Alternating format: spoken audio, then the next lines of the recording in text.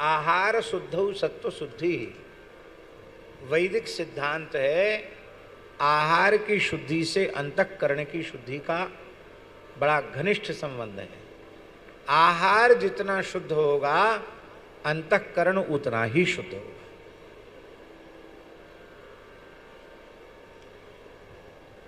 और आहार विज्ञान का जितना सूक्ष्म चिंतन हमारे भारतीय सनातन परंपरा के ऋषि महर्षियों ने किया है, उतना सूक्ष्म चिंतन किसी ने नहीं किया। आजकल के लोग, शास्त्री जी, आजकल के लोग कहते हैं कि प्याज में क्या दोष है, लहसुन में क्या दोष है, वो तो जमीन का कंद है, आलू खाते हो कि नहीं खाते हो, अरबी खाते हो कि खाते हो, क्यों नहीं खाते हो, गाजर में क्या दोष है, बैगन तो बहुत बढ़िया चीज है, बैगन में क्या दोष है, अरबी में क्या दोष है।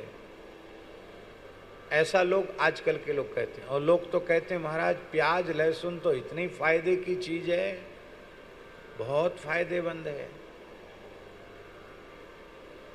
प्याज खाने वाले उसके बड़े बड़े यश का गान करते हैं, गुणों का बखान करते हैं।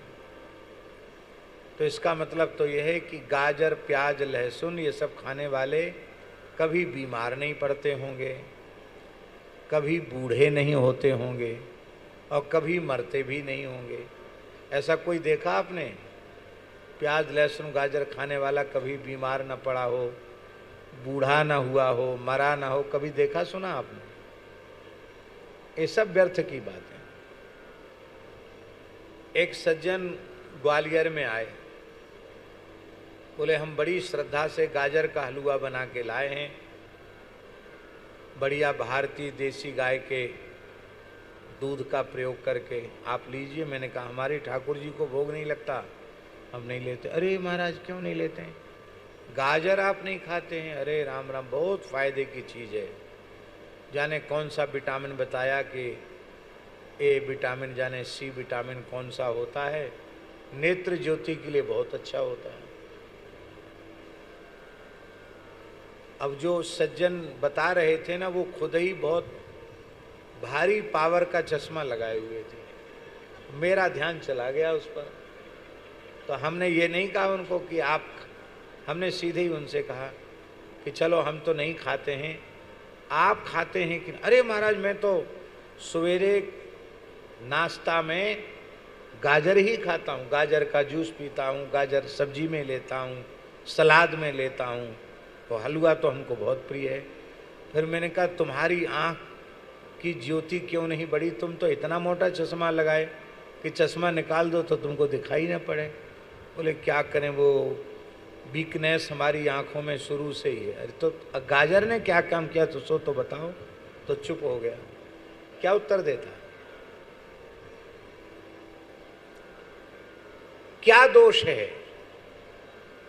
सबसे बड़ा दोष है जिन पदार्थों को ऋषियों ने खाने का निषेध किया है, उन पदार्थों के भक्षण से हमारे भीतर रजोगुण और तमोगुण की वृद्धि होती है। तो रजोगुण तमोगुण की वृद्धि कारक जो तत्व हैं उनको नहीं खाना चाहिए। जो शुद्ध सात्विक तत्व हैं, और इसका सबसे बढ़िया विज्ञान आचार्य जी यही है कि जो वस्तु भगवान को भोग नहीं लग सकती है उस वस्तु को हम आहार के रूप में न लें। अपने आप हमारा आहार शुद्धि हो जाएगी, अपने आप आहार शुद्धि हो जाएगी। बैगन में कुछ थोड़ा सा विचार लोग रखते हैं कि श्वेत वृंताकस्य निषेधा न तो कृष्ण वृंताकस्य, ऐसा भी कहीं विवेचन किया है कि सफ़ेद बैगन का निषेध है, काले बैगन का नहीं, क्योंकि वो तो शालिग्राम जी के समान वर्ण वाला है, उसका निषेध क्यों करेंगे। लेकिन हमको ऐसा लगता है कि ये बैगन खाने वालों ने ही अपनी पंडिताई उसमें प्रविष्ट करा दी। अरे नहीं खाओगे बैगन तो क्या हानि हो जाए। तो जो वस्तु भगवान को भोग नहीं लग सकती है उस वस्तु को आहार के रूप में नहीं लें। पुराणों में स्पष्ट मैंने अपनी आंखों से पढ़ा है, मूल पारायण में। इसमें श्राद्ध पक्ष चल रहा है। गाय के गव्य पदार्थ से इतर भैंस अथवा बकरी के दूध या दही का प्रयोग होते ही, घी का प्रयोग होते ही श्राद्ध तत्काल नष्ट हो जाता है। उसको भूत प्रेत पिशाच ग्रहण कर लेते हैं, वो पितरों तक नहीं जाता है। अब ईमानदारी से बताओ, कर्मकांड कराने वाले ब्राह्मणों से हम बड़ी विनम्रता से पूछ रहे हैं कि आप अपने यजमानों का श्राद्ध कराते हैं या आपके यजमान आपको श्राद्ध में भोजन कराते हैं, तो वेद लक्षणा भारतीय देसी गाय के दूध दही घी से कौन रसोई बना के जमाता, बताओ? सब डेयरी का पन्नी का दूध और सब बाजार का घी। घी के नाम पे क्या है कोई पता नहीं। इसलिए धर्म का, पहले तो लोग धर्माचरण ही नहीं कर रहे हैं, और धर्माचरण कर रहे हैं तो उसकी शास्त्रीय मर्यादा में नहीं कर रहे हैं, इसलिए उसका परिणाम उनको मिलता नहीं है। अब परिणाम मिलता नहीं तो वो धर्मशास्त्र की निंदा करने लग जाते कि हम तो ये किया, हमको कुछ नहीं हुआ। कैसे होगा भाई? अब शास्त्रों में लिखा है, विशिखा व्युपवीतश्च यत् करोति न तत्कृतम्। सदा शिखा सूत्र से युक्त द्विजाति को होना चाहिए। द्विजाति यदि शिखा सूत्र से शून्य है तो वह जो कुछ भी शुभ कर्म करेगा, यत् करोति न तत्कृतम्, जो किया है वो न किए के बराबर है। अब बताओ कौन द्विजाति? कितने ब्राह्मण जनेऊ नहीं पहन रहे हैं, चोटी भी नहीं रखा रहे हैं। कोई जनेऊ पहनते हैं तो चोटी नहीं रखाते हैं। संध्योपासन तो करना ही भूल गए। गायत्री जब एक माला भी नहीं करते। अब ब्राह्मण ही नहीं कर रहे हैं तो क्षत्रिय और वैश्यों से आप आशा कैसे कर सकते हैं? क्षत्रिय नहीं कर रहे हैं, वैश्य भी नहीं कर रहे हैं। कितने यहां भी वैश्य बैठे होंगे जिनके जनेऊ नहीं होगा। वैश्य हैं पर जनेऊ नहीं है, चोटी नहीं है। कान खोलकर सुन लीजिए, महाभारत में लिखा है 7 पीढ़ी बिना शिखा सूत्र के जिस द्विजाति कुल की व्यतीत हो जाती है, वह द्विजाति कुल चांडाल कुल हो जाता है। अभी भी इस देश में 7 पीढ़ी नहीं बीती होंगी। इसलिए आवश्यकता है, भगवान ने यज्ञोपवीत धारण करने वाले वर्ण में आपको जन्म दिया है, तो चोटी तो हिंदू मात्र को रखनी चाहिए, पर जनेऊ ब्राह्मण क्षत्रिय वैश्य इन 3 वर्णों में उत्पन्न लोगों को समय से यज्ञोपवीत संस्कार कराना चाहिए और अत्यंत श्रद्धा पूर्वक यज्ञोपवीत धारण करना चाहिए। फिर आप करो, कैसे नहीं होगा? अवश्य होगा। कोई भी स्तोत्र, कोई भी जप, कोई भी अनुष्ठान पूर्ण फलदायी है। यदि उसको उसकी मर्यादा में किया जाए तो पूर्ण फलदायी है। एक क्षत्रिय परिवार के सज्जन, उन पर कोई पता नहीं कौन सा प्रकोप हुआ, दैवी प्रकोप या कोई भौतिक संकट आया उनके ऊपर, कि उनकी नेत्र ज्योति जाने लगी। एक आंख पहले बिल्कुल उसकी ज्योति चली गई, दूसरी भी बिल्कुल जाने के कगार पर थी। दक्षिण में शंकर नेत्रालय है, चेन्नई में है, आंख का बहुत बड़ा हॉस्पिटल है। वहां भी गए, लेकिन उन्होंने कहा कि हम बचा नहीं सकते। उनके लोग आए, परिवार के लोग, पूज्य गुरुदेव भक्तमाली जी के पास, बोले महाराज ये नौकरी करते हैं, नौकरी छूट जाएगी और छोटे छोटे बच्चे हैं और कोई साधन नहीं है, ये नेत्रहीन हो जाएंगे तो बच्चों का क्या होगा? तो महाराज अब डॉक्टरों ने तो, जो सबसे बड़े आंख के डॉक्टर थे, उन्होंने हाथ खड़े कर दिए अब आप आशीर्वाद दीजिए ये ठीक हो जाए। तो हमारे महाराज जी ने कहा कि पंडित जी आप धर्मसंघ वाले गुरु जी के यहाँ पढ़ने जाते हैं, गुरु जी को बता देना, उनसे कोई अनुष्ठान पूछ लेना। ठीक है। हम गुरु जी के यहाँ पढ़ने जाते थे तो हमने पूज्य धर्मसंघ वाले गुरु जी से पूछा, नाम आप सब उनका जानते होंगे? नहीं जानते। वृंदावन में ऐसे अद्भुत महापुरुष थे जो कम से कम 12-13 घंटे रोज पढ़ाते थे। और धर्म सम्राट पूज्यपाद स्वामी श्री करपात्री जी महाराज कहते थे, कलिकाल में विशुद्ध ब्राह्मण का दर्शन करना हो तो पंडित श्री राजवंशी द्विवेदी जी का दर्शन करना चाहिए। हमको 12-13 वर्ष तक उनके चरणों में बैठकर पढ़ने का अवसर मिला। सनातन धर्म का कोई ऐसा ग्रंथ नहीं था, न्याय व्याकरण वेदांत पूर्व मीमांसा उत्तर मीमांसा, जिस ग्रंथ को वो बिना देखे न पढ़ा सके। रात्रि को 2 बजे गुरुजी जग जाते थे। 24 घंटे में एक समय आहार लेते थे, रात्रि को केवल दुग्ध लेते थे। पूरे जीवन 1100 गायत्री का जप किया उन्होंने। त्रिकाल संध्या, बहुत पवित्र आत्मा थी। तो हम गुरुजी के पास गए, उनके गुरुजी ऐसी ऐसी समस्या है।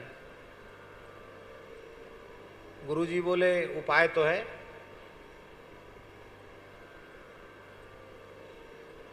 लेकिन वह तब होगा जब आप करोगे, क्योंकि तुम्हारे ऊपर हमें विश्वास है, तुम करोगे तो हो जाएगा। ठीक है गुरुजी, वैसे तो कोई सकाम अनुष्ठान हम करते नहीं, आपकी आज्ञा कर देंगे। तो गुरुजी ने विधि बताई, 41 दिन का अनुष्ठान करना है।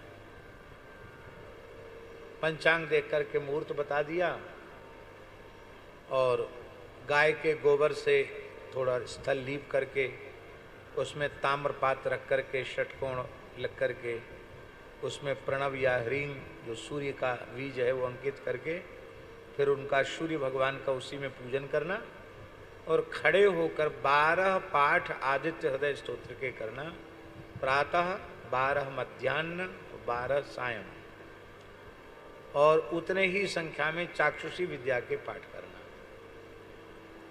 यही अनुष्ठान है।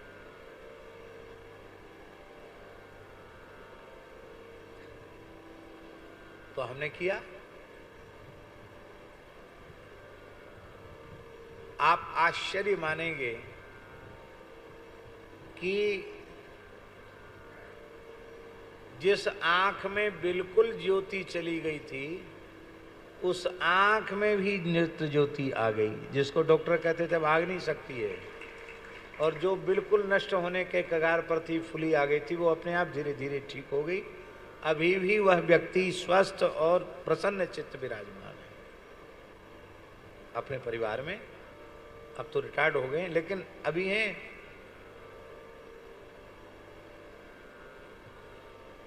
तो गुरुजी ने सुनाया कि ये अनुष्ठान हमारे गुरुजी महाशय जी के द्वारा बताया हुआ है। काशी में पूज्य गुरुजी महाशय गुरुजी थे जो उस समय के अभिनव पाणिनि कहे जाते थे, षडंग वेद के बड़े विद्वान थे। महाशय गुरुजी, महाशय जी की परंपरा है, उनसे पढ़े थे गुरुजी। बोले उनकी एक छोटी बिटिया थी, उसकी आंख की ज्योति चली गई, दोनों ज्योति, आंख बिल्कुल अंधी हो गई। इतनी अंधी हो गई कि उसको लाइट जले तो भी पता न चले, सूर्योदय हो तो भी पता न चले। अंग्रेजी जमाना था तो अंग्रेज डॉक्टर के पास ले जाना पड़ा उसको। यद्यपि महाशय जी बहुत शौचाचार वाले थे, मिलेच्छी की छाया न पड़े इस प्रकार के थे वो, लेकिन बिटिया थी, उसको ले जाना पड़ा। अंग्रेज डॉक्टर था, उसने चेकअप किया और उसने कहा इसकी आंख समाप्त हो गई, अब इसको लाना बेकार है। हाँ, इसकी पीड़ा कम हो जाए इसके लिए दवाई दी जा सकती है, बाकी अब आंख की ज्योति फिर से आने वाली नहीं, ये खत्म हुई इसकी आंख। तो वहाँ से लौट के आए तो सब लोग घर में रो रहे थे। तो महाशय गुरुजी ने कहा क्यों रो रहे हो? बोले डॉक्टर ने कह दिया अंधी हो गई, अब इसकी आंख नहीं आएगी। तो महाशय जी बोले डॉक्टरों पर विश्वास है, दवाओं पर विश्वास है, धर्मशास्त्र पर विश्वास नहीं हो तो क्या होगा? नेत्र के अधिष्ठात्र देवता भगवान सूर्य हैं। यदि सूर्योपासना ठीक से की जाए तो इसकी नेत्र ज्योति आ जाएगी। पर कोई करे बहुत निष्ठापूर्वक तो आ जाएगी। तो गुरुजी कहते थे, हम विद्यार्थी थे गुरुजी के, हमने कहा गुरुजी हमारी बहन है, आपकी पुत्री है, मेरी बहन है, हम करेंगे अपनी बहन के लिए, आप जैसे कहोगे कठोर से कठोर अनुष्ठान हम करेंगे। तो यही अनुष्ठान महाशय जी ने 41 दिन का बताया। और बोले हम 22वां दिन चल रहा था कि वो बहन जो गुरुजी की बिटिया थी उसको प्यार में बिन्नी कहते थे, बिन्नी। तो बिन्नी खटिया पर बैठी थी तो उसने कहा गुरुजी से, धर्म सिंह वाले गुरुजी से, भैया क्या सूर्योदय हो गया है? तो उनको लगा कि इसको तो पता ही नहीं चलता था कि सूर्योदय हुआ कि सूर्यास्त, इसको कैसे पता चला? तुमको दिख रहा है? बोले हाँ सूर्योदय हो गया, दिख रहा है। तो बोले ये क्या है? तो कहा आपका दाहिने हाथ का पंजा है। अच्छा ये क्या है? बोले अंगुष्ठ है। ये क्या है? बोले ये तर्जनी है। ये क्या? बोले मध्यमा है। ये क्या है? बोले अनामिका है। ये क्या है? कनिष्ठिका है। बढ़िया दिख रहा है इसको। तो गुरुजी से कहा, महाशय गुरुजी से, कि बिन्नी को तो दिखने लग गया। बोले किसी के सामने इसका प्रकाश मत करना है, 41 दिन पूर्ण होने दो। और 41 दिन जब अनुष्ठान पूरा हुआ, बोले अब उस डॉक्टर को दिखा के लाओ जिसने कह दिया था कि अब आंख ज्योति आ ही नहीं सकती, उस डॉक्टर को दिखा के लाओ। तो डॉक्टर देखते ही चिल्ला पड़ा, अरे इसको क्यों लाए हो, इसकी आंख तो अब ज्योति आएगी नहीं। बोले इसको पढ़वा के देख लो, सब पढ़ती है ये। उसको आश्चर्य हुआ डॉक्टर को। जर्मन का डॉक्टर था, वो बड़ा डॉक्टर था। उस डॉक्टर ने कहा कि ये कैसे हो गया, आश्चर्य है, क्या खिलाया, कौन सी दवाई दिया? बोले कोई दवाई नहीं दिया, हमारे गुरुजी ने अनुष्ठान बताया, उसके प्रभाव से ये हुआ। तो उसने कहा कि दंडोत प्रणाम महाराज जी। बोले गुरुजी को का दर्शन हम कर सकते हैं क्या?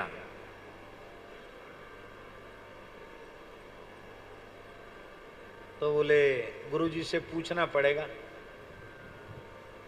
गुरुजी से पूछना पड़ेगा दर्शन कर सकते हैं कि नहीं। गुरुजी से पूछा, बोले संभव नहीं है, क्योंकि मृग से संभाषण नहीं करते थे वो। बोले हम दशाश्वमेध पर स्नान करके सवेरे आते हों, संध्योपासन करके, तो उस डॉक्टर को बोल देना दूर से दर्शन कर सकता है, हम उसकी तरफ देखेंगे नहीं, उससे बातचीत नहीं करेंगे।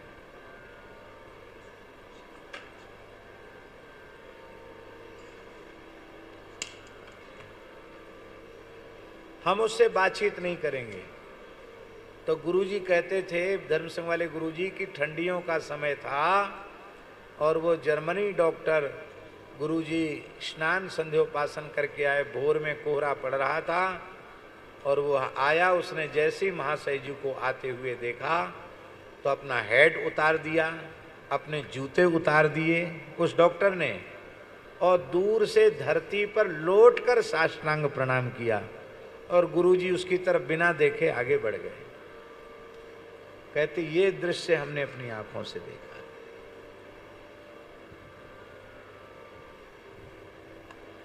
उस समय रामानुज संप्रदाय के एक बहुत बड़े विद्वान थे, श्री देवनायकाचार्य जी, जो पूज्य धर्म सम्राट स्वामी करपात्री जी के दक्षिण बाहु माने जाते थे। वो महाशय जी के ही शिष्य थे, उन्हीं से पढ़े थे। महाशय जी के शिष्य, हमारे धर्म संघ वाले गुरु जी भी महाशय जी के शिष्य थे, उनसे पढ़े थे। ये बात हम इसलिए कह रहे हैं कि हमारे यहाँ जो कुछ लिखा है वह सर्वथा सत्य है, उसमें मिथ्या की कल्पना मत करना। बाकी जिस मर्यादा से हमें करना चाहिए उस मर्यादा से हम नहीं करते। केवल भागवत का मूल पारायण सविधि कर दिया जाए तो असाध्य कार्य भी सिद्ध हो जाएगा, और ऐसे अनेकों चमत्कार हुए हैं।